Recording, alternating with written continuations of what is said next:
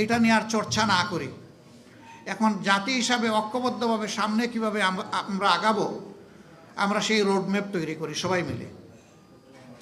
এখানে জাতির সকল স্তম্ভের হাতগুলোকে জাতীয় স্বার্থে এক জায়গায় আসতেই হবে, এই জায়গায় কোনো বিভাজন চলবে না।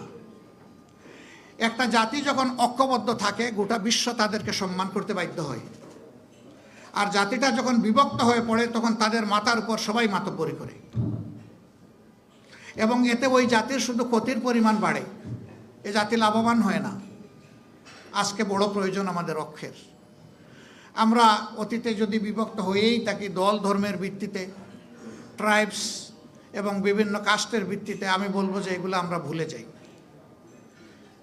আমরা বলতে চাচ্ছি আমাদের এই প্রিয় দেশে যারাই জন্মগ্রহণ করবে তিনি যে ধর্মেরই হন, যে দলই সমর্থন করুন কিংবা নির্দলীয় হন, তিনি এর দেশের একজন গর্বিত মর্যাদাবান নাগরিক, এবং সকল নাগরিককে তার অধিকার সংবিধান এবং রাষ্ট্র যা দিয়েছে করুণা হিসেবে নয়, তার অধিকার হিসেবে তাকে দিতে হবে।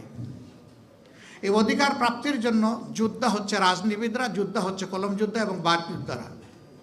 এই আপনারা আর আমরা মিলেই কিন্তু সমাজটাকে আমরা রাইট ডিরেকশনে নিব, এটা আমাদের দায়িত্ব। অনেকে বলেছেন আপনারা মাফ করে দিচ্ছেন কেন, তাহলে যারা পারপিট্রেটর তারা তো তাদের পাওনাটা পেল না। আপনি কোনটা চাচ্ছেন মানুষের জন্য?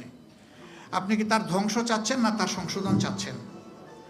যদি ধ্বংস চান তাকে নিয়ে যান যেখানে ইচ্ছা, আপনি টেনে নিয়ে যান। আর তার যদি আপনি সংশোধন চান এবং একটা সংশোধিত হাত হিসাবে তিনিও সমাজে কোনো অবদান রাখুন, সেটা যদি চান তাহলে তাকে সংশোধনের জন্য জায়গাটা তৈরি করে দিতে হবে। ওই জায়গায় হিংসার কোনো জায়গা নেই, এখানে উদারতার প্রশ্ন। তবে আমরা বলেছি হ্যাঁ, কোনো ভিকটিম কিংবা ভিকটিম ফ্যামিলি তারা যদি সুনির্দিষ্ট অপরাধের প্রতিকার চেয়ে আইনের আশ্রয় নেয়, আমরা তাদেরকেও সাহায্য করব, এটা আমাদের দায়িত্ব। কিন্তু দল হিসাবে আমাদের উপরে যা করা হয়েছে, এই জুলুম শব্দ বলতেও আমার কষ্ট লাগে, যা করা হয়েছে আমরা আল্লাহর রাস্তায় তা ক্ষমা করে দিলাম। দল হিসাবে আমরা কোনো প্রতিশোধ নেব না। তবে এটা আশা করব যারাই রাজনীতি করবেন তাদের জন্য আল্লাহ একটা রাজকীয় মন দেন,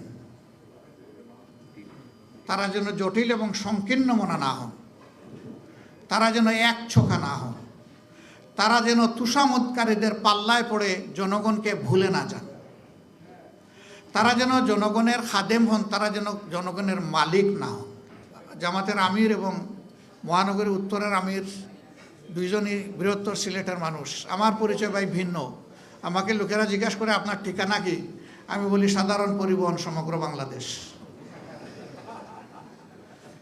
আমি যদি এই সংগঠনের প্রধান হয়ে থাকি তাইলে আমার নির্দিষ্ট ঠিকানা নাই, আমার সারা বাংলাদেশই আমার ঠিকানা। আমি যদি বাংলাদেশকে সেইভাবে না নেই তাইলে আমি ইনসাফ করতে পারবো না, আমার দলের উপরে পারবো না, আমি দেশবাসীর উপরে পারবো না। আমি এই ঠিকানায় থাকতে চাই, এটাই আমার জন্য কমফোর্টেবল।